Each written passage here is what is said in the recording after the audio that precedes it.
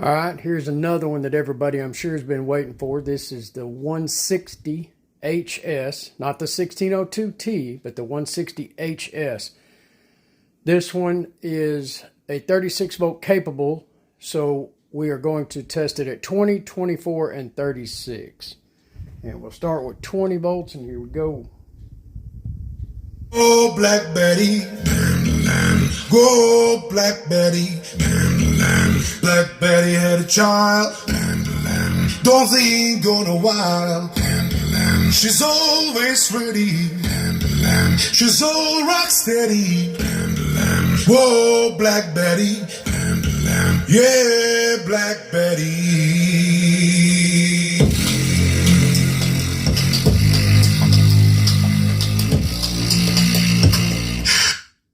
Okay, there you go. Let's jump up to 24, see what happens.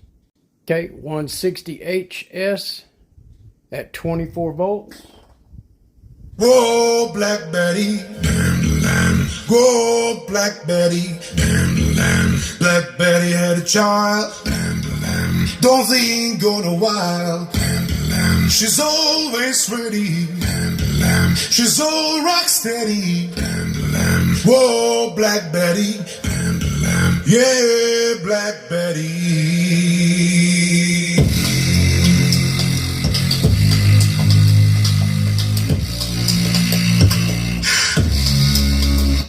Okay, that got us a couple. Or let's go 36, see what happens. All right.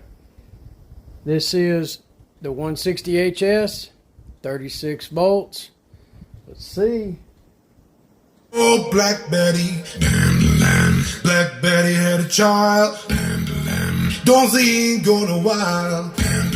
She's always ready, she's all rock steady. Whoa, Black Betty, yeah, Black Betty.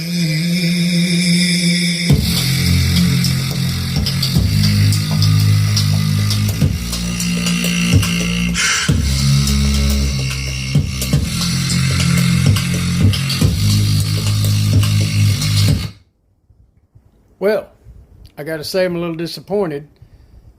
That is very, very, very close to 24 volts. I thought 12 more volts on that was going to be difference. There was supposed to be a 30 watt difference according to the specs.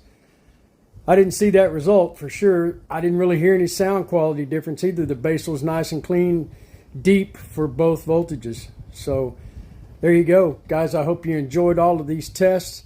And just want to say the 1000